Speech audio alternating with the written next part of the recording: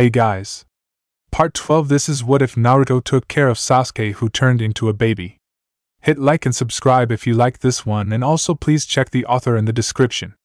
Let's start.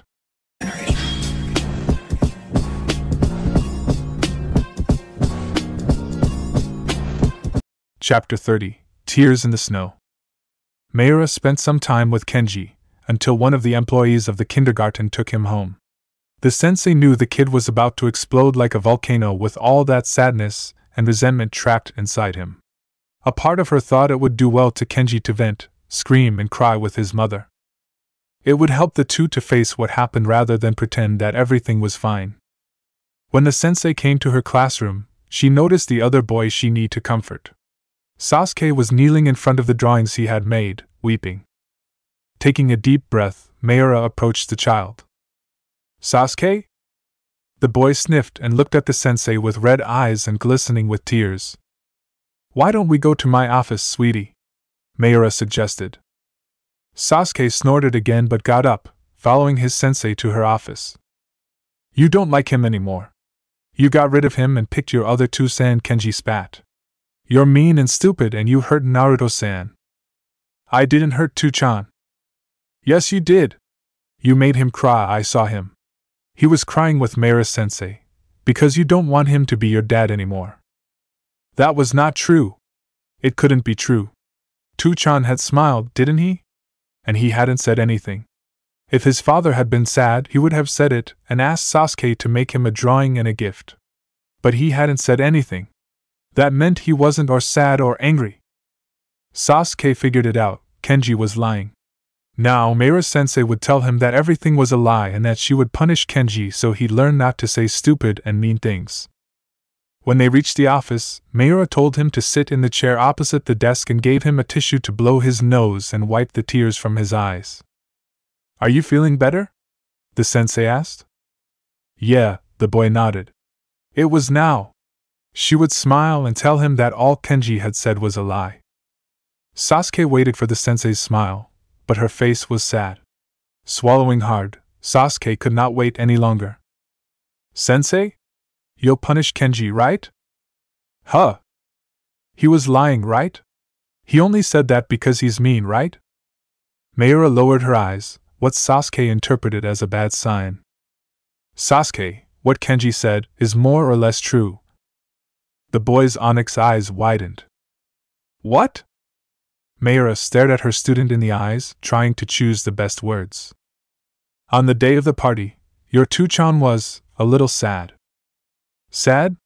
But I didn't call him names. I wasn't bad. It wasn't that, Mayura continued. He thought you were going to give him a present and speak about him in your speech. So, he was a little disappointed when you didn't. Sasuke looked at his sensei without fully comprehending. But he didn't say anything. He even laughed. He didn't want you to know that he was sad. Sasuke grabbed his pants tightly, feeling a weight in his chest. Feelings that he didn't know or understand, guilt, sorrow, shame, came in painful waves. He was crying? The boy asked, feeling like a stone was in his throat. Did I make Two-chan cry? Sasuke. Mayura didn't deny it, and that was enough for Sasuke. He finally saw the horrible thing he had done. I made him cry, the boy whispered, with tears in his eyes again. I made Two-chan sad. Sasuke, he understands why you did the drawings of your other parents.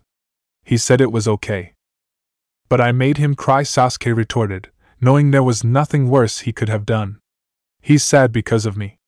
And now, he's going to hate me. No! Sasuke, never. Mayura said. Naruto-kun loves you. He's always telling me how proud he is of you. I didn't want to make him sad, the boy sobbed. I swear, it wasn't on purpose. I didn't dump him for my other parents. I didn't. I know that, the sensei said softly. And he knows it too. Don't worry, you didn't do anything wrong. It's okay to love your parents and your Nisan. Your Two-chan is not mad at you. Naruto-kun just wished you could love him too. And I do, Sasuke exclaimed vehemently. I love my papa. I won't trade him for anyone. I don't want him to go away. Mayura smiled and laid a hand on the boy's shoulder. If you say that to him, I'm sure he'll be very happy. When Yakumo came to pick him up, Sasuke asked her to take him to Naruto. Sasuke had to speak with him right away. He had to say he was sorry. Ba-chan, I have to go to Tu-chan, Sasuke said, pulling her kimono. It's important. I can't take you to him, Sasuke-chan, the old lady replied. He is very busy.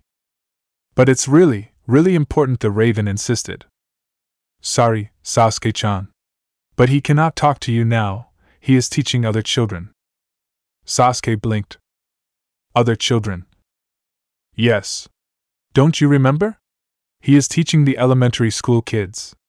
We can't interrupt the class. Don't be selfish, please. Sasuke hadn't paid attention when Naruto told him he was going to get another job. He thought he would continue to help people bring heavy objects or fixing homes like before. He had no idea he was going to teach elementary school children. Sasuke continued to insist, but Yakumo was unwavering and would not let him go to Naruto. The boy was forced to go home and shut himself in his room, sulking and cranky. At dinner time, he didn't address a word to Yakumo. Despite his tantrum, Sasuke failed to convince the old lady to let him go. Not knowing what else to do, the boy left the bedroom and sat in the lobby, waiting for Naruto to come home. Unfortunately, he eventually fell asleep, and when he awoke, it was morning and he was lying on his bed. With a jump, Sasuke got out of bed and ran to Naruto's room. Tu-chan! The boy shouted, opening the door with a bang. However, the room was empty and the bed was already made. It was too late, Naruto had already left. Oh! You're up, Sasuke-chan? Just in time. Good morning, Yakumo said, appearing behind him. Sasuke turned to the old lady who appeared in the hallway with her apron. Where's Papa? The boy asked. He just left, Yakumo said, returning to the kitchen to make breakfast. Naruto-san has to be at school early to get everything ready for the kids. From what I hear, the kids are having a great time with him. Sasuke stared at the old lady in the eyes. A great time? Oh yes. He's very good with children and they love him. Sasuke wasn't prepared for the sting of jealousy that hit him. Naruto was playing with other kids and not him. It wasn't fair. As the days went by, Sasuke felt increasingly unhappy. It was as if his daddy had disappeared. He never saw him, never talked to him, never played together. He missed him. He missed him so much. He wanted him to come home and apologize for not having made him any gifts in Family Day. Hey! Sasuke! Come play with us, Ryo said while they were all on the playground. We're gonna play tag. Sasuke looked at his friends, but shook his head. I don't feel like it, he said, coming back into the classroom and sitting alone in the chair by the window. Outside the snow fell slowly, as if made of cotton. It was a very pretty sight, but Sasuke felt too sad. Suddenly he heard screams from the other side of the window. His black eyes widened as he saw Naruto go through the street in front of the nursery. Sasuke smiled and rose from his chair. He had come to pick him earlier, that was it. He hadn't seen Daddy for an eternity. He wanted to go to him and jump into his arms like he used to, then they could go play together. However, Naruto was not alone. A group of children followed him down the street, talking and laughing with him. One of the boys jumped to his back and Naruto laughed loud, carrying him. Instead of heading to the nursery's gate, Naruto went on ahead, followed by the laughing children. No, Sasuke muttered. Wait. The little raven ran out of the room and past the playground to get to the closed gates. His pale little hands gripped the icy metal bars and pulled them with all his strength, trying to open the gate. Tu-chan! Sasuke shouted, to the white and foggy street. Tu-chan, come here! But the sound of snow and wind were too strong, as the sound of the older kids' voices who accompanied Naruto. Without turning, the blonde turned a corner and disappeared into the elementary school. Sasuke continued pushing the metal bars, but the cold was burning his fingers. He continued yelling and calling for his father, but in vain. With tears running down his face, Sasuke fell on his bottom in the snow and cried. He had ruined everything. Naruto no longer wanted him, so he had got a lot of other kids to take his place. It would not be long before he got rid of Sasuke and got a new son. A better son. And it's my fault, the child thought miserably. I was mean and now he doesn't like me anymore. He's going to leave me, like Kenji's father did. Hours later, Sasuke had a plan. The first thing he did was ask for help from Miura-sensei. He wanted to make a gift to Tsuchan. It could already be behind schedule, but he wanted to give one to him. That is a good idea, Sasuke. Miura agreed. And you know what you're gonna do? I still don't know. Miura grabbed the boy's hand and led him to the cabinet where they kept the materials for crafts. Is there anything that your Tsuchan likes very much? The teacher asked. He likes the color orange. Well, that's something. He also likes magazines with pretty girls. Miura blushed and smiled with some discomfort. I don't think you can offer that, Sasuke. He likes ramen, Sasuke continued. Tsuchan says that his blood, body, and soul are made of ramen. A drop of sweat trickled down Miura's forehead. We'll see what we can find. Sasuke followed the rest of his plan to the letter. In kindergarten, he obeyed all that Miura-sensei had told him to do. Did all the homework and didn't leave for recess until his numbers and kanji were perfect. At lunch and dinner, he washed his hands, ate all the food that was put on his plate without picking, and asked permission to leave the table when he finished. When he was home with Yakumo, he did everything he was told, cleaned his room, drank the tea without any grumbling or making faces, and was always polite. At night, he washed himself, put on his pajamas, and went to bed early. If he'd continued to behave well all day, if he was a perfect child, Sasuke concluded, his Tsuchan wouldn't choose any of the other kids and would come back home. So Sasuke gave his best in class every day, and his grades raised a lot. However, after a week, nothing had changed. Naruto didn't come home and Sasuke began to feel increasingly discouraged. One night, he was lying in bed, wide awake, watching the snow falling through the window outside. No matter how hard he tried, he couldn't fall asleep. So he turned on the light and sat on his bed. His parents' and his brother's photos were in the bedside table, so he picked them up. He wondered if his parents would let him sleep with them when he had bad dreams back when he was a kid for the first time, or maybe his niece Anne. He tried to imagine them there with him, telling him bedtime stories or kissing him goodnight. The mental picture came, but didn't make him feel nice and warm. They were his parents, but he didn't really know them. Now that he thought about it, if they suddenly came back through magic and asked him to come live with them again, he would be scared. They weren't. Papa. He wanted Papa to live with him, tell him stories and let him sleep with him when Sasuke was scared of the dark. Sasuke looked at his dresser and noticed that the picture of him and his daddy wasn't there. In panic, the boy got out of the bed and looked at the dresser, looking for his photo. He found it, lying downside near the wall. Grabbing the framed photo, the little boy took it to his bed and stared at it intensely. Papa, the child whispered softly. The next day, Sasuke was still too depressed to play with his friends.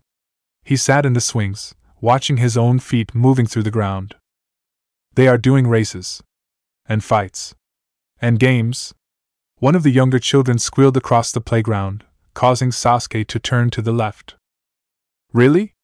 That is so cool, run! Another child cried. Your papa let you go see Naruto-san? Sasuke lifted his head. He let me see the games the big kids do, Rin continued, who Sasuke recognized as Yakumo's grandson. Naruto-san is so cool. All kids like him.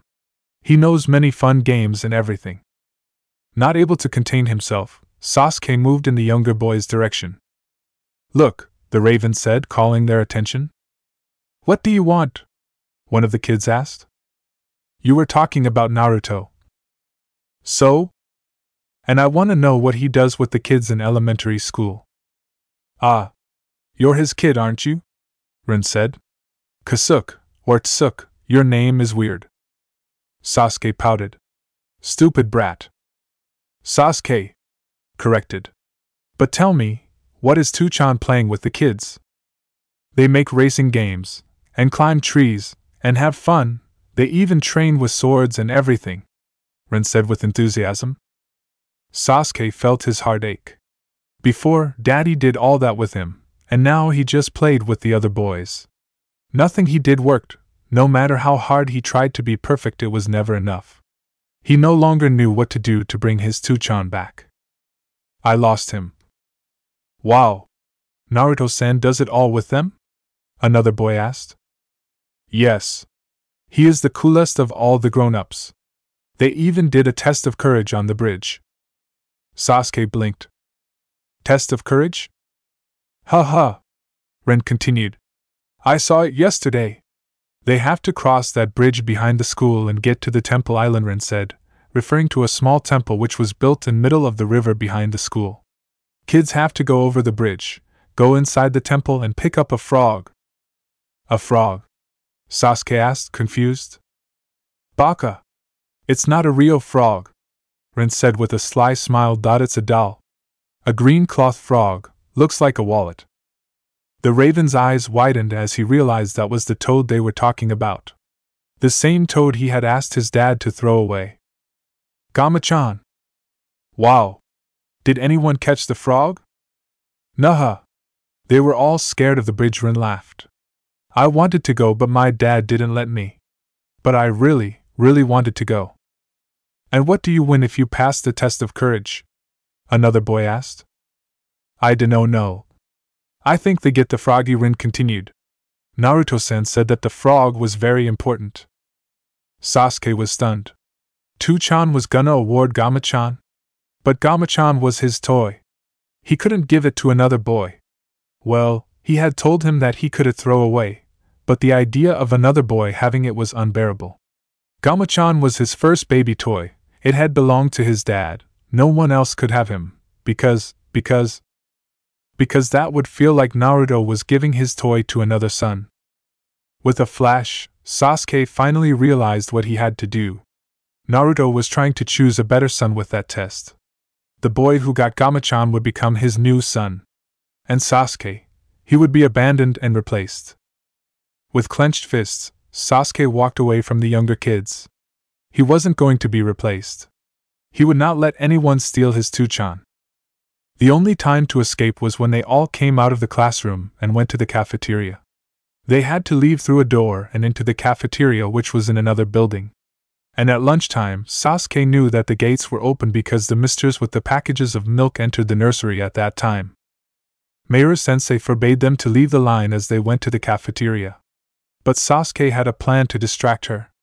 When all the children were heading for the cafeteria, Sasuke threw a snowball at one of the boys who were in the front row.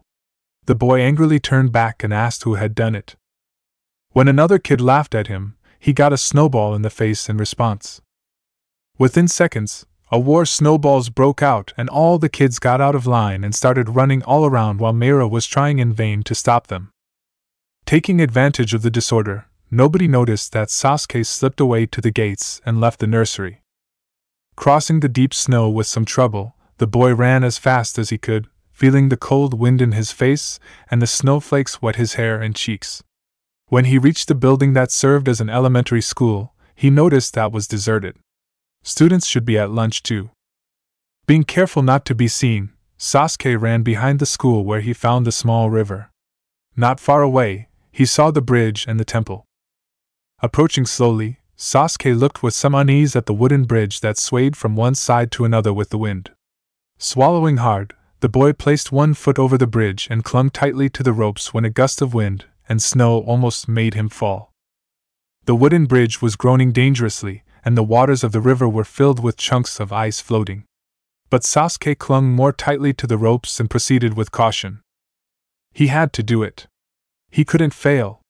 If he got Gama-chan, that none of the other kids were able to do, his daddy would absolutely pick him. I can't quit. I need to do this.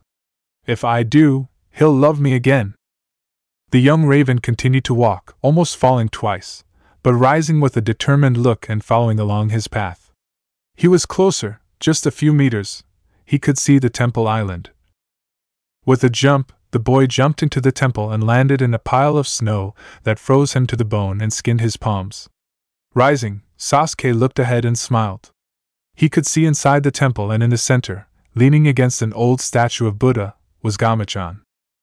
With a cry of joy, the child ran into the temple and grabbed the cold and wet wallet, pulling it against his chest. "I did it," Sasuke said, staring at the frog. "I saved you, Gamachan." Sasuke could barely feel his fingers, which were purple with cold. But he put Gamachan under one arm and returned to the bridge. All he had to do was go back. Inside one of the classrooms, a group of students between the ages of 8 and 9 were bored to death. They had finished eating their lunch, but as the snowstorm had worsened and the temperature dropped even lower, they were absolutely forbidden to leave the school. Sitting the chairs next to their desks, the children were distracted talking and throwing spit paper at each other while their teacher, a powerful and stern man named Goro, was asleep on his desk. One of the paper balls hit the hair of one of the girls, who shrieked and turned to the boy behind her with a glare. "Stop it, Kenichi!" the girl exclaimed. "Huh? What are you talking about?" Kenichi replied innocently, hiding the straw under the desk. "Don't mock me. I know it was you. Do you have proof? So how can you tell it was me, Hazuki?" Kenichi retorted with a sly smile that made Hazuki turn red with rage. "You retarded idiot." Kenichi was about to answer, but a movement outside the window caught his attention. "Don't ignore me, asshole," Hazuki squealed when Kenichi looked out the window. "There's someone on the bridge."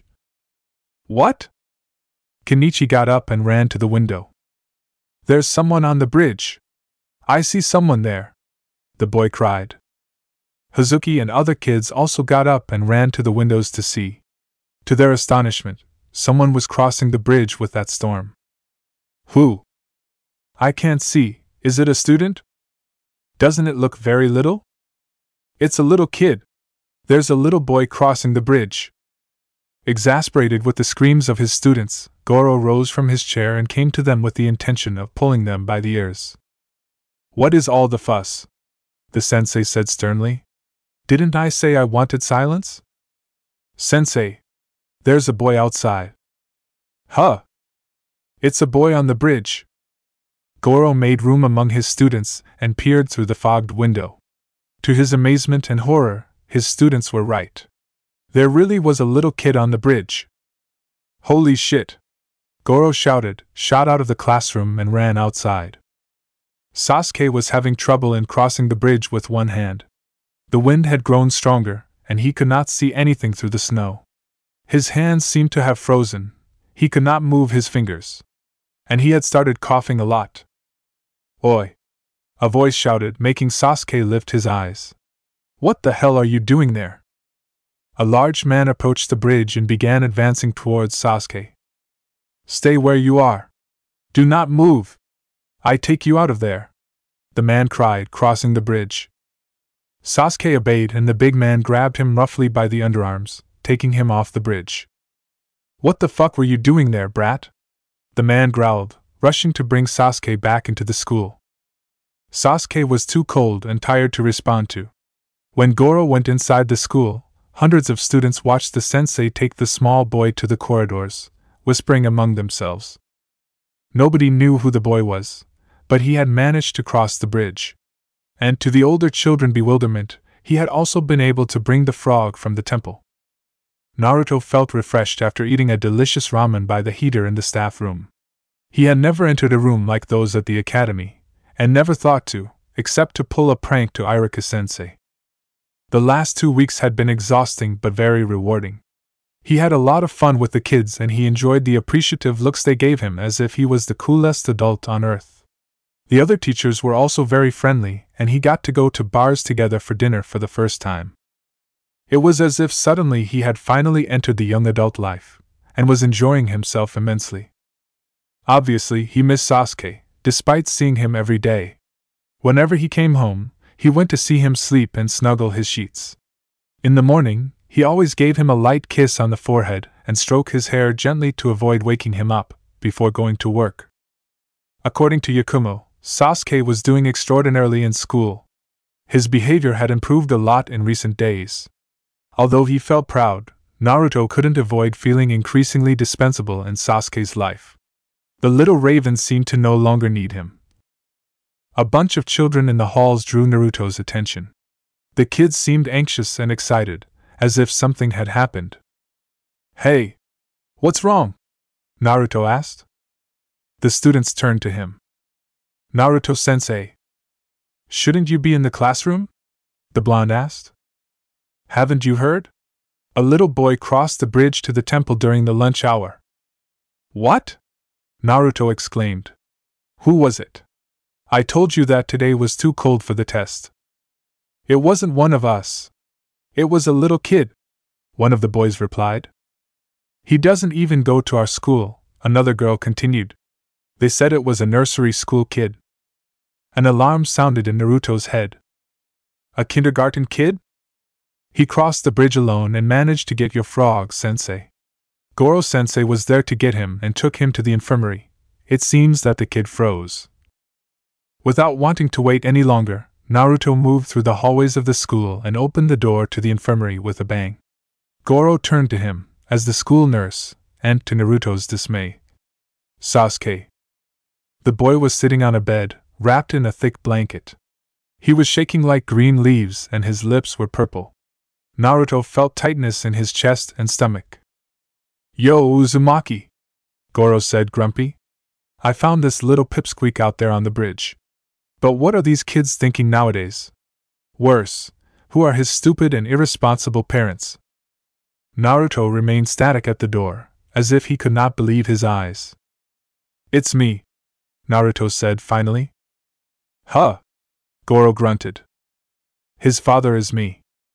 Goro opened his mouth to mumble, but decided to shut up when he saw the red in Naruto's eyes. The guy was livid with rage. "Well, then I leave you two alone," the sensei said, leaving the infirmary. The nurse walked over to Naruto and told him Sasuke would be okay, before also leaving. Naruto moved in Sasuke's direction, who was still trembling underneath the blanket. When the boy had the audacity to smile, Naruto exploded. "What the hell were you thinking?" The blonde growled, blind with rage and worry. "Are you completely mad, Sasuke? You could have frozen to death. You could have fallen to the river. You could have drowned. And no one would ever find you." Sasuke's smile faded and his face took an expression of fright. "You ran away from kindergarten? Have you any idea of how dangerous that was? Stupid! Stupid boy! You could have died. I'm so furious with you." The fear in Sasuke's face was replaced by an immense grief. It was over, everything was over. He had failed. Naruto hated him. Now he had lost him forever. Naruto continued to scream but stopped when Sasuke opened his mouth and started screaming too. Naruto never saw Sasuke screaming that way before. It was an anguished cry of despair. His eyes filled with tears and snot ran freely in his face. Sasuke never screamed when he cried, even his sobs were quiet and controlled. This cry was so full of agony that startled Naruto more than Sasuke's purple face. Not knowing what to do, Naruto remained quiet, watching Sasuke as he cried. But the cries were becoming louder and more distressed. "What's going on?" Naruto asked himself, not knowing what to do. Something was very wrong with Sasuke, but he wasn't able to understand the origin of suffering. As the howling finally became weaker, Naruto decided to approach him slowly and knelt in front of the upset child. Sasuke still had his eyes closed and filled with tears. His sobs became hoarse groans. Deciding to do something, Naruto grabbed the boy and took him in his arms. Then he left the infirmary. The corridors were crowded with onlookers who had come to see the reason for the screams. Naruto turned to one of the teachers and asked him to warn everyone he would spend the rest of the day at home. The sensei nodded and Naruto grabbed his coat and left the school. Jumping from rooftop to rooftop, Naruto used ninjutsu to get home faster, but Sasuke kept crying so much that didn't even notice. When they arrived and entered the apartment, Naruto took Sasuke to his bedroom and sat on the bed. The boy put his hands to his face and covered it, still crying. Feeling worried and horrible, Naruto tried to say something but did not know what to speak. Priorities, Naruto thought. It's better to dry him before he catches pneumonia. That's it, dry him and warm him up first. Following his plan, Naruto took the gray blanket around Sasuke and finally saw Gamachan, dirty and wet, in the blue and injured hands the boy. Deciding to think about it later, Naruto took out his wallet from the child's hands gently and began to undress his wet clothes. When Sasuke was naked, he grabbed the thickest blanket that he found and wrapped the boy in it, rubbing hard to warm him up. Sasuke continued to weep and moan, but didn't scream. He must have been exhausted. When he saw that the child was dry, Naruto grabbed his pajamas and a coat and dressed him. He then picked the blanket again, put it around the boy and placed him on his lap, next to his chest for warmth. They were both there for a while in silence, except for Sasuke's sniffles and an occasional cough. The boy was very quiet, and the tears kept running down his red and swollen eyes. Seeing him like this broke Naruto's heart. "Why did you do this, Sasuke?" Naruto asked soothingly. "I don't understand why you did something so dangerous." Sasuke bit his lower lip, but did not answer. Naruto began to rock back and forward, cradling him. "You could have died. I don't understand why you did this. Tell me why. I promise I won't yell. Just tell me." For several minutes, Sasuke said nothing. Naruto looked down, feeling increasingly powerless. "I," a small hoarse voice murmured. Naruto's eyes widened and he stared at Sasuke, though he could only see his spiky black hair and his tearful eyes. I just wanted you to like me again," the raven boy said finally. Naruto blinked, unsure of whether he heard him right. "Like you again?" the confused blonde repeated.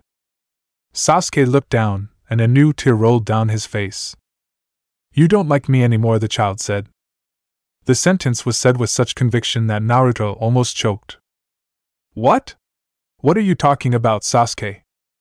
"You went away," Sasuke continued. "Now you never come home. You just like the kids in the elementary school. You stay with them all the time." "What?" "Sasuke. I go to the school to work. I told you. You said you didn't mind? But you're never at home. You never come to pick me up in the nursery. I don't even see you." Naruto took a deep breath, trying to understand the situation. "Sasuke. I told you I was working. And it's only for a few more days, and then everything returns to the way it was before." Sasuke shook his head. "No, it won't. You're gonna stay with the big kids and you're going to leave me, and it's my fault." The boy began to shed tears. "It's because I didn't draw you or made you a gift on Family Day. I made you cry, and now you don't like me anymore." Naruto was taken aback. "How do you?" "Kenji saw you cry with Meira-sensei, because I just talked about my 2-san and Ni-san in the party. You thought that I dumped you and that was why you left for the elementary school," Sasuke continued, full of anguish and regret. "I didn't want you to go away. I didn't." Understanding better what had happened, Naruto hugged Sasuke tighter. How had he not seen this? How didn't he realize that Sasuke was suffering? That he was neglecting him? What kind of father was he? "Sasuke, I didn't leave you," Naruto said. "I will never leave you. I swear." "But I hurt you," the boy whispered. "I made you sad." "Don't worry about it. I'm tough. I didn't want you to pick a new son." "Huh? But what the heck are you talking about? I'm not picking anyone." "You were gonna give Gamachan to a new son," the boy continued. "You were gonna pick a better son and get rid of me." Naruto was stunned. But what kind of crazy ideas were at that child's head? "Gosh, team. Do you always have to turn everything into a big mess? Listen to me. My son is you," Naruto said with fervor. "I'm never gonna dump you for anyone. Never. There's no one that can take your place." "But I was good all week," Sasuke moaned. "I did everything I was told and I got the best grades in class, but you didn't come home." Naruto turned Sasuke around so they sat face to face. "Sasuke, did you do all of that just so I came back home?" The boy nodded. "If I was perfect, you'd love me again. But it didn't work, so when I heard of Gamachan I thought. Naruto finally understood. Sasuke, you went to that bridge for me? Sasuke grabbed Gamachan and pressed it against his chest. I saved it for you, the child said. Because you said it is special to you and is special to me. Sorry, I said to throw it away. I was mean. I want to have it. Please, don't give it to another boy. Please, don't stop being my daddy. The blonde ninja couldn't take it anymore and also began to cry. He had really blown it this time. Because of him, Sasuke had been suffering and thinking that he no longer liked him. He had even believed that Naruto would dispose of him and get new son. I'm the worst dad ever, Naruto thought. Sasuke blinked as he saw Naruto crying and was frightened. Papa? Don't cry. I don't want to make you cry anymore. I'm sorry. I'm sorry I'm a bad son. Naruto pushed Sasuke against him and embraced him with all his might. You are the best son a father could want, Naruto said tenderly, stroking Sasuke's tiny spikes on his nape, which rose right up again. I'll never leave you. You are stuck with me, team. I love you. You love me? The child repeated. Of course. You're my favorite person in the world. I love you so much that sometimes I think I'll burst. So stop having weird ideas and stop doing dangerous stuff. If I lost you, Sasuke, I couldn't stand it. Sasuke's onyx eyes widened. Sometimes he felt all he did was hurt his daddy, like he couldn't help it. He didn't want to be mean. But I made you sad? I keep making you sad. I don't want to. I wish I was perfect, so I wouldn't mess things up every time. You don't have to be perfect, and it's okay for you to love your other parents too. That won't make me like you any less. Sasuke leaned his head against Naruto's shoulder, feeling his blonde hair in his face. I didn't dump you over too, Sen, the boy groaned. I don't want to stop being your son. I want you to be my Tuchan. I love you, Papa. I missed you so much. Naruto smiled and continued to rub Sasuke's back tenderly, trying to warm him. I miss you too, Naruto said. But you know, I came to see you every day. In the morning, before I went to work, and at night when you were asleep. Sasuke smiled and blushed slightly, pleased that his father had come to see him even though he was sleeping. Feeling a little happier and warmer, the boy wrapped his arms around Naruto's neck and leaned his cheek against his father's face. Daddy? I'm still your boy, right? Naruto laughed. You'll always be my baby boy. Sasuke smiled. Okay. Naruto spent the rest of the day with Sasuke at home and sent clones to warn Yakumo and Mayura that Sasuke was with him. During the night, they both slept in Naruto's bed, with a clean and dry Gamachan in their midst. The following days, Yakumo continued to take Sasuke to the kindergarten, but in the afternoon the little raven went to the elementary school to watch the survival course. Sasuke became a small celebrity at school for being the only one with guts to pick Gamachan from the temple, while the 10-year-old boys had cowered. As such, Sasuke watched the games and the races with Gamachan in his lap proudly, like a trophy. When Hiro was completely healed and could return to his old job, Naruto returned to his old routine. In one of those days, when they got home, Sasuke seemed more anxious than usual. When Naruto asked why he was so nervous, his son blushed like a tomato and began kicking the carpet in the living room. Is something wrong, son? Naruto asked. Sasuke gulped and stared at Naruto. I have something for you, the boy stammered, shifting uncomfortably. For me? Haha. Before Naruto could speak, Sasuke took his backpack and opened it, pulling out a very thin package and giving it to Naruto. It's for me? Sasuke nodded, growing redder and jumpy. Naruto grabbed the package and began to open it carefully. His blue eyes widened. I know, it's late, because I forgot to make you a gift in the party, so, the boy stammered, trying not to look at Naruto. It's not very good, and Naruto laughed, and opened the card that Sasuke had done. It was a card with a drawing of a bowl of ramen on one side and a phrase written in black ink on the other. Or wa Papa always height. I love you, Papa? This is awesome! Naruto exclaimed. You did everything yourself? Sasuke smiled a little. Yes. Mayura-sensei helped me learn the kanji. They're not very good. Are you kidding? You're amazing! 5 years old, and you already write so well. Naruto laid a hand on Sasuke's hair and ruffled it affectionately. My son is the smartest student in his school. This has to go to a special place. I know. Naruto left the living room and walked to the kitchen. With a magnet, he stuck the card right in the middle of the fridge. There. So I can see it every day, Naruto said with a radiant smile. Do you really like it? Sasuke asked.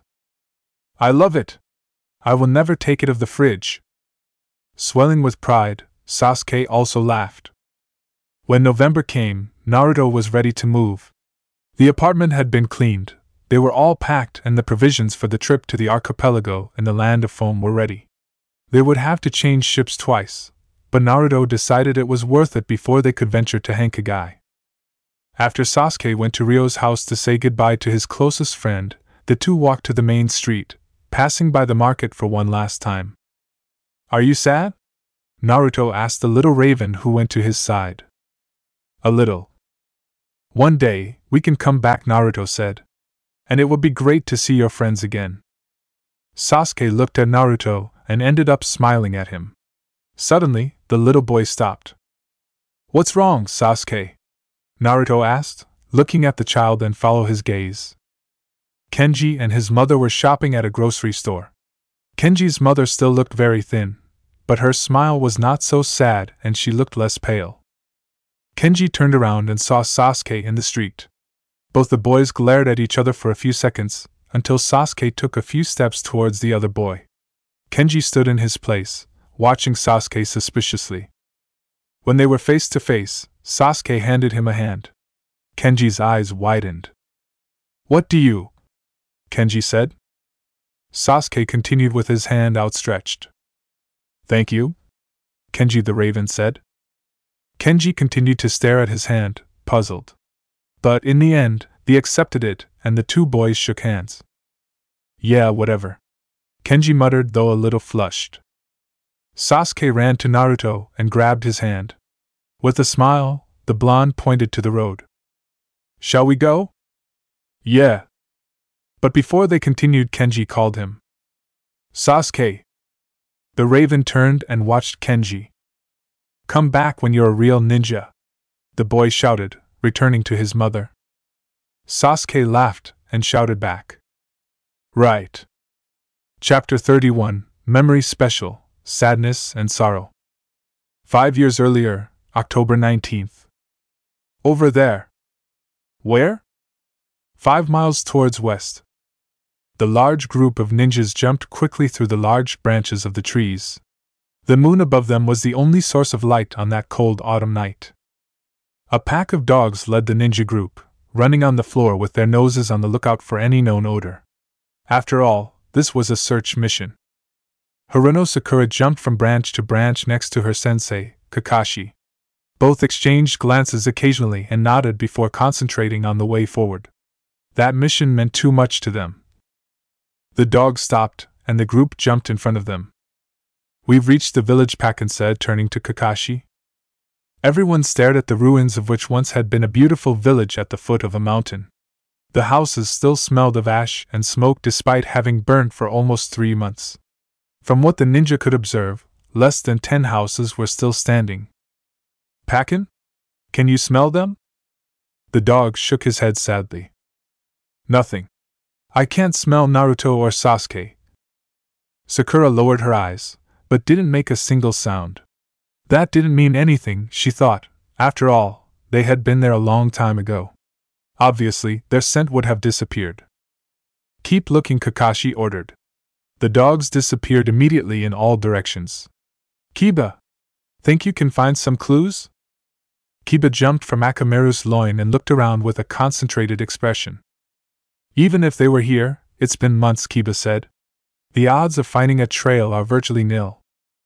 Unfortunately, this is the last place we know that Naruto and Sasuke were seen, said the copy ninja. There are no more tracks, so we must content ourselves with this village. Hinata. I know that it is unlikely, but. Hinata nodded. I understand. Byakugan.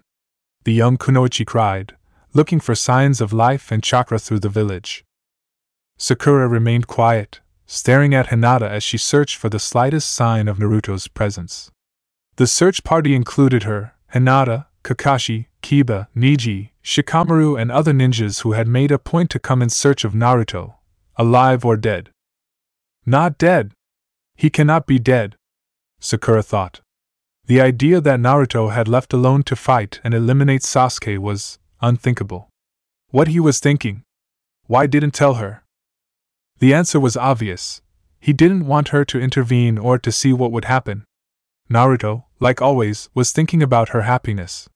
He didn't want her to see her two teammates fight to death. Or to see the man she loved die. But you didn't have the right to keep me in the dark, Naruto. I'm not the same innocent little girl you knew when I joined Team 7. I changed. I am a ninja. And even I understand what needs to be done. Sasuke-kun is not coming back. Hinata's white eyes widened and she gasped. Sakura turned to her comrade. What did you see, Hinata? Was it Naruto? Was it Sasuke-kun? Hinata shook her head. There are 2 people living in this village, but they are not ninjas. Survivors? Neji asked. That's weird, Shikamaru continued. Sasuke didn't let anyone live in the other villages. We'll have talked to these people, Sakura suggested promptly. They may have information on what happened. Following Hinata, the group moved quickly through the streets until they found a half-burnt, destroyed mansion.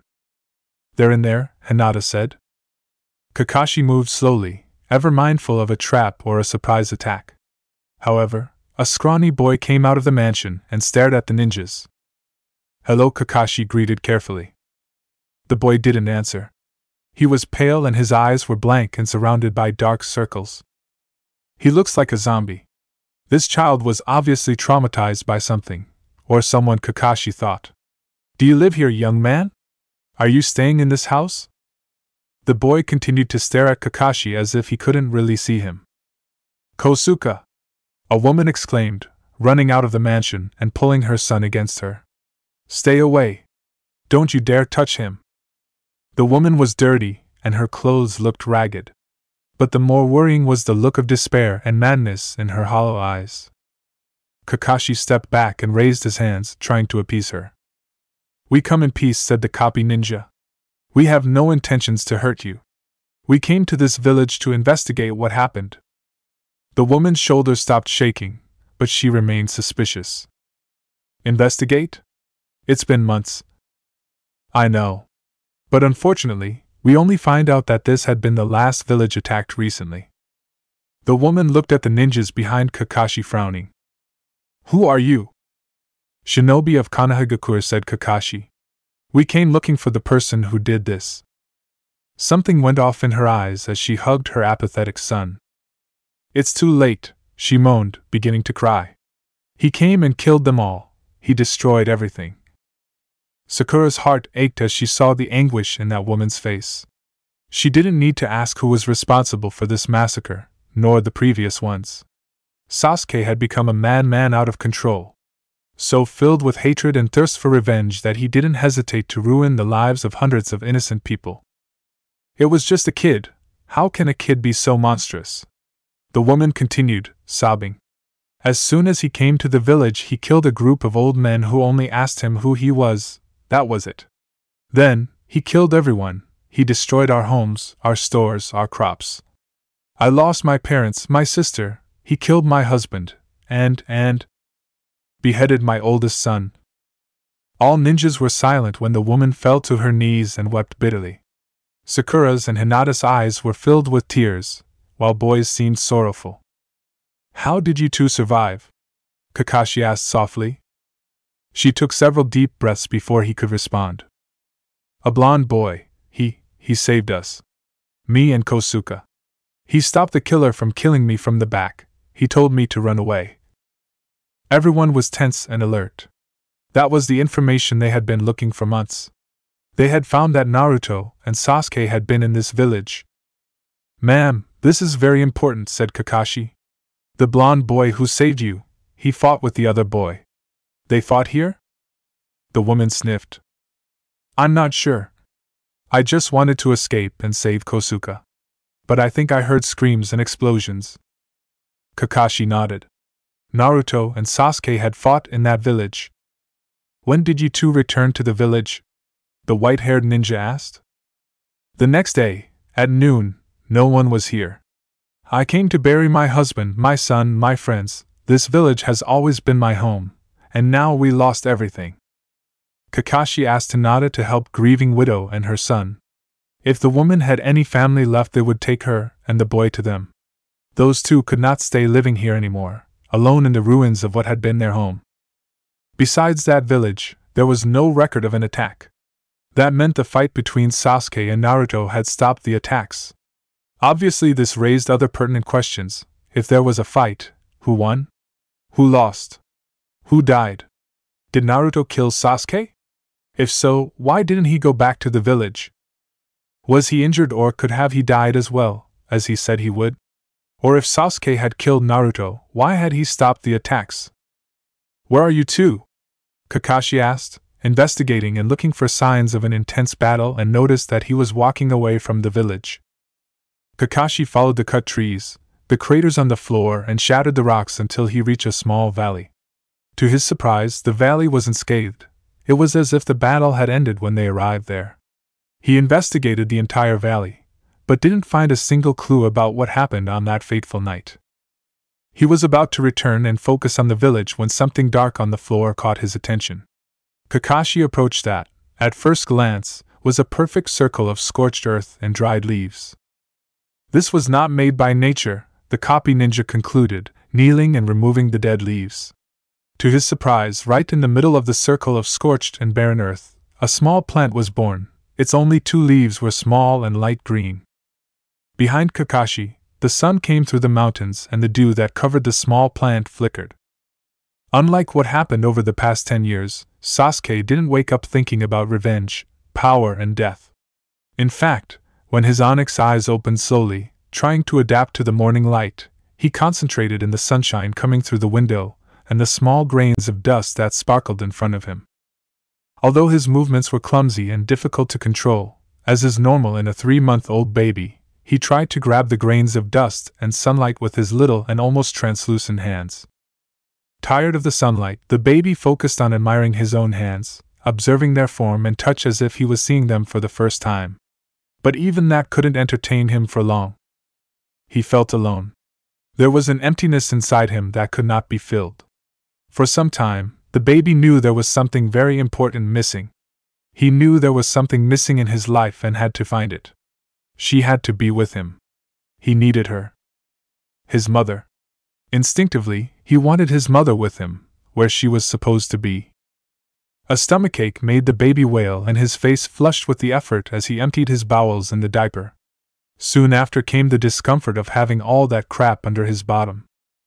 No more holding on. Uchiha Sasuke, Team 7 former member, former leader of Taka, former extraordinary ninja and genius, cried loudly because he needed his diaper changed.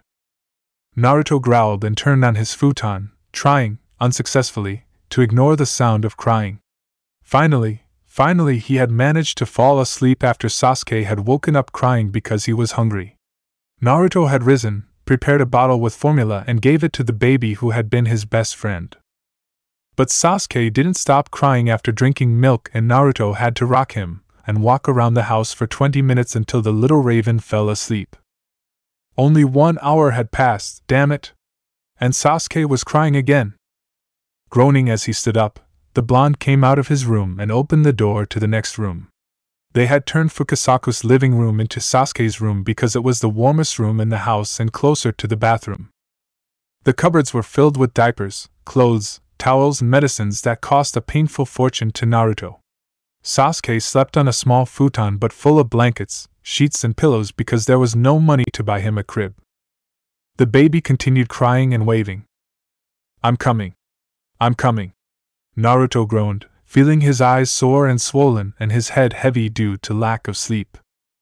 When he approached Sasuke, he smelled it. "Oh shit!"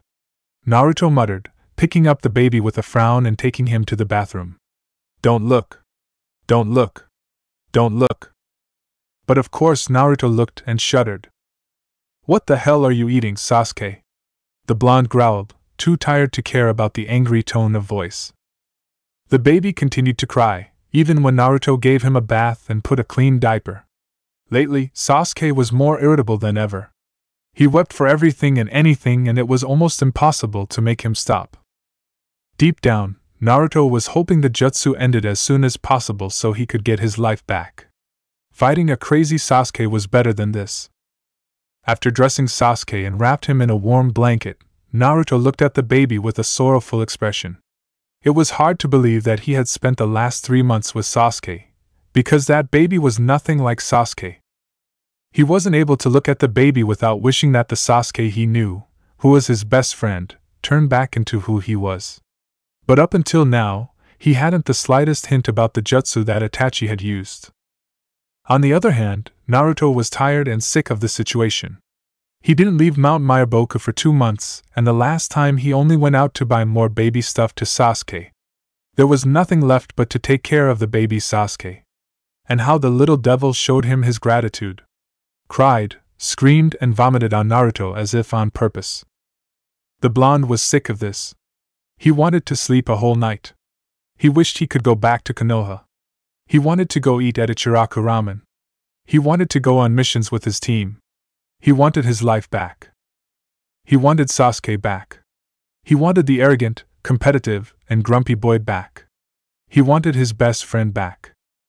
The baby appeared to finally grow tired of crying and ended up falling asleep slowly in Naruto's arms, who landed him carefully on the futon. On tiptoe, the blonde left the room and walked to the kitchen where the frog couple greeted him with little enthusiasm. When Sasuke awakes, everybody awakes. "How is Sasuke-chan?" Fukasaku said. Naruto grimaced and grabbed a carton of milk. The old toad had slept badly, but Naruto looked awful. He was pale. His eyes were red and swollen with dark circles around them. "He cannot wake up crying again," growled the blonde. "He can't." Shima approached the table and landed a platter with seasoned flyers on the table.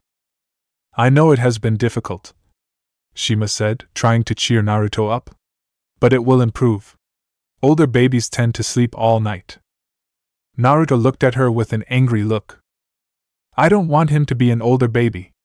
I want him to go back to normal." "We know," Naruto-chan, Fukasaku continued. "But the jutsu is very difficult to find. And even if we find it, there is the possibility we won't be able to reverse it." The teenager's blue eyes widened in panic. "What are you talking about? Sasuke will stay that way forever?" Naruto muttered, with a mixture of fear and exasperation. "No. Of course we will be able to reverse the jutsu. There is always a solution to everything," retorted Fukasaku. Naruto couldn't hear that the jutsu could be permanent. The young man was too frustrated to even consider it. The three began to take their breakfast in silence, occasionally yawning. Shima stood up to grab a plate but slipped, and the plate fell to the ground with a bang, crushing into pieces. Naruto and Fukasaku looked, wide-eyed, to the door and listened. Luckily, Sasuke didn't woke up and the three breathed with relief. "Yo! Good morning!" Gamakichi exclaimed cheerfully, opening the door. From the living room, a moan quickly turned into screams. Sasuke woke up. "Gamakichi!" The three screamed in fury, making the young frog retreat in fear. Oops. Gritting his teeth, Naruto stood up, prepared a bottle and headed back to the room where Sasuke continued to yell. Carefully, Naruto picked up the boy and tried to calm him by rocking him back and forth and pressing him to his chest, but nothing seemed to work. Sasuke kept yelling and gesticulating, like he was possessed by a demon. "Sasuke, stop," the blonde said, taking the bottle and closer to the baby's mouth, but Sasuke looked away and continued to scream. "Stop screaming. I'm just trying to help." The baby screamed louder and waved his arms as if trying to escape from Naruto's grasp. "You're not hurt, are you? Scaredy cat. This isn't Sasuke." Naruto, you are one of the ones I want to fight the most. This is not the friend I knew. I will acknowledge that you are strong. Because you are someone who knows the same pain of loneliness that I do. And that pain makes a person stronger. You're not who I wanted to save. The baby hit the bottle with his right arm and it slipped from Naruto's hands, crushing on the floor and soaking the carpet with milk. For Naruto, that was the final straw. Shut up. Can't you shut up for a damn minute? The shock silenced the baby and he got very still in Naruto's arms. His onyx eyes were wide with fright. I'm sick of this, and I'm sick of you. You're not Sasuke. Naruto-chan, Fukasaku shouted. Naruto paused and looked at the door, where Fukasaku, Shima and Gamakichi looked at him with eyes full of concern. Realizing his anger, Naruto landed the baby on a cushion and ran out the door before he said or did something he'd repent. He stood beside a tree and gave it a punch, causing the plant to break in two. Kyuso, Naruto muttered, breathing heavily. Naruto-chan, Fukasaku said, following his apprentice. Naruto glanced at the frog but quickly looked away. Sorry, Ji-chan Sanin. You're very tired and this is very frustrating for you, Fukasaku said softly. It's normal that you are angry. For some time neither spoke. Until Naruto could take it no more. He's not Sasuke anymore. He's not the Sasuke who I wanted to save. I can't look at him, it's too hard. I want the Sasuke I knew back. I know, the old frog murmured, moving closer to Naruto. Why don't you take a break? Naruto blinked and looked at his master. A break? What you need is a little vacation and rest for a while. What if I transported you to the Kenkyu village? It is a peaceful place but fun as well. It also has one of the largest libraries on jutsus. Perhaps you can find something there. Naruto sat on the floor. But, what about? We take care of Sasuke-chan, Fukasaku assured him with a smile. I think me and Ka-chan can handle it. Really? Of course. You can go peacefully. You can stay there as long as you need. Naruto had to admit that the idea was very tempting. He was so tired, so filled with frustration. Maybe it was better to back off for a while until he could think straight. And get away from Sasuke. Okay, Ji-chan Sanin. It's a good idea. In Fukasaku's living room, the infant was placed once more in his cozy futon. He was alone again and, despite being comfortable, having a clean diaper and a full stomach, he couldn't feel at ease. That person, who he vaguely recognized as the one who took care of him most of the time, had screamed at him. And he felt his anger. He knew that anger was directed at him. You, gasped the baby, this time silently. The tears rolled down his pale cheeks and Sasuke felt a new and unknown emotion that broke his small and confused heart. He felt hated. Naruto could not believe what his eyes saw. It was a huge city, full of shops, gardens, fountains and people. Hundreds of people. Damn, he missed being with other human beings. With his backpack, the young shinobi went to the first motel he found and rented a room with the hot spring baths and meals included. When he got to his room, Naruto wore a kimono and lay on the floor, stretching and yawning. One of the maids knocked on the door and asked if he wanted his meal. Naruto readily accepted and ate the delicious food. After months of eating insects, the human food seemed heavenly to him. After eating, the blonde closed the windows and lay on his futon. Seconds later he was asleep. 3 days later. Mount Myaboku. I'm bored, Gamayuri said with a yawn. There's nothing to do here. Gamera gazed at his girlfriend with an angry look. You've already said it 3 times. And I'm still bored, she shot back, turning her back. Gamera shrugged. When a fly landed on a rock near the lake where they were resting, he got it with his tongue and ate it. He was about to depart in search of more flies when the sound of the foliage made him turn around. Guys! A small frog exclaimed, approaching them. You won't believe this! I have news! If you found another mushroom that looks like cat, I don't want to know, Gamejun. Gamayuri muttered with contempt. It's not that, Gamejun said. Those old geezers brought humans here again. The eyes of the two frogs widened and stared at Gamajun. You sure? Gamera asked. Of course I am. I saw them. Fukasaku brought that blonde human again, but this time he also brought another human. More humans? Gamera repeated, not hiding his resentment. The blonde kid left Gamajun continued. But the old geezers are with the other human. Want to see? Gameru and Gamayuri acceded and followed Gamajun through the giant leaves. Unlike the other frogs, they were not part of the toads that were summoned by ninjas. And they were proud of it. Who the humans thought they were to treat them like pets and how use them for their stupid battles. The toads were superior to humans in every way. There, Gamajun said, pointing to a clearing. The three frogs hid behind plants and observed Gamakichi and Fukasaku speak by the lake. Near them, Shima sat on a rock beside what looked like a basket. I don't see any human, murmured Gamayuri. You sure you were not dreaming, Gamajun? Gamera whispered, turning to his companion. Of course not, look now. The three frogs observed Shima open her mouth and, with the tongue, remove something from the basket. Is that a human baby? Gamera asked, astonished. See, I said they had brought another one, Gamajun shot back with haughtiness. What are they going to do now? Are they gonna teach the humans senjutsu as soon as they are born? Gamera muttered, full of anger and contempt. How could they? This is outrageous. So cute! Gamayuri squealed. The two frogs stared at her. Huh! That baby is so cute! Gamayuri continued. I want it! What? You heard me, Gameru. I want that baby. What a cute little thing! Are you crazy, Gamayuri? It'll be a great pet, Gamayuri said. Think about it, Gameru, we could tame it. Like the humans have done to us.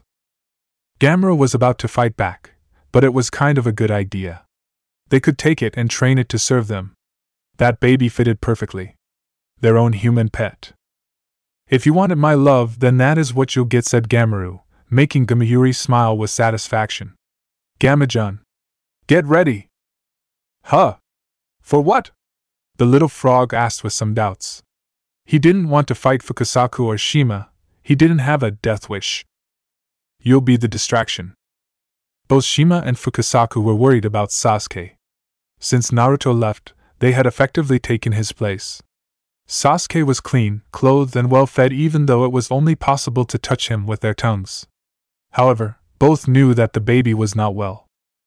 When he was not crying, Sasuke moaned all night. He had also seemed to have lost his appetite and willingness to play. The frogs knew he didn't like being touched by them, because the toad's skin is cold and clammy. Sasuke needed to be touched by another human being, someone who could give him warmth and affection. But for now, there was nobody. With each passing day, he seemed unhappy. It was as if he knew he had no parents. He knew he was an orphan. And maybe, just maybe, he missed Naruto. Even though the infant didn't know what the blonde was to him yet.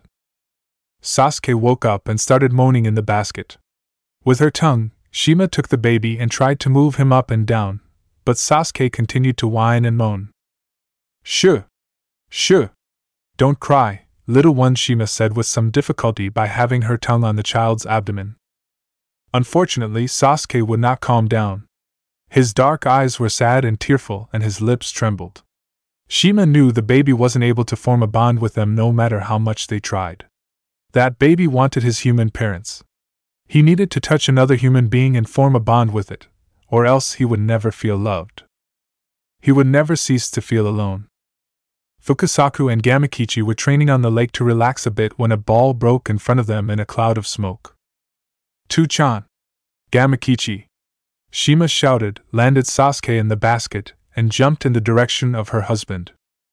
When the cloud dissipated, and Fukasaku and Gamakichi were covered by a viscous purple goo and glued to each other and the floor. But what the hell is this? Gamakichi growled, trying to free himself. Ow! Sit still, Gamakichi, Fukasaku said. But what happened? Shima asked, approaching them. I do not know, said the old toad.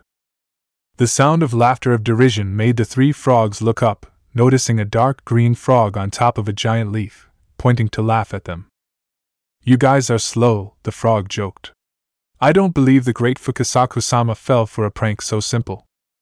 Gamma-jun! Gamakichi shouted. You bastard! Well. I thought the son of Gamabunta was more insightful, continued Gamma-jun. You must be even dumber than your retarded brother. What did you say? Gamakichi roared. Don't you dare insult the Gamatatsu or I'll kill you! HMPF snorted Gamma-jun before disappearing in the middle of the leaves. Wait, you coward! Gamakichi tried to jump behind him, but was still glued to the floor and ended up falling on top of Fukasaku. Gamakichi! Calm down! We must free ourselves of this goo first, Fukasaku said. I'll help you, Shima said, throwing water over the two frogs until they were free. Don't mind him, Gamakichi, Fukasaku ordered. That is exactly what he wants. He insulted me and my brother. I know. But he doesn't deserve your attention. Forget him and… Shima's shriek made the two toads shut up and both ran towards her. Ka-chan! What is it? Fukasaku said. Shima pointed to the empty basket where Sasuke had been. Someone had taken the baby. Holy crap! Shut it up! Groaned Gamaru, looking at the crying infant Gamayuri was carrying. I can't. It doesn't obey me. The young couple entered their cave and placed the baby on one corner, where he continued crying. You're the one you said that you wanted. So shut it up. It's giving me a headache. Gamayuri told the baby to be quiet, like she was training a dog. But the baby didn't obey. He was terrified and cold, and those two beings were scary. Suddenly, Gamayuri backed away from the infant, covering her nose. EW. Gross. I think it crapped itself. She shrieked. I don't want it anymore. It's not cute, it's horrible and disgusting. Sasuke cried even louder as the frogs yelled for him to shut up and how disgusting he was. He didn't understand their words, but he felt their anger at him and how much they were repulsed by his presence. Where was his mother? He wanted her to protect him. He wanted her, he needed her. Feeling scared and unloved, the child cried in despair. Gamera couldn't take it anymore. He grabbed a solid thick leaf and rolled it up. Then, he moved towards the baby. You want to cry? Asked the frog. Then I'll give you a good reason to cry, you disgusting thing. This will teach you not to crap on my floor. Gamera took off Sasuke's shirt and started to hit him with the rolled up leaf. That's it for part 12. Thank you for watching and see you in the next video.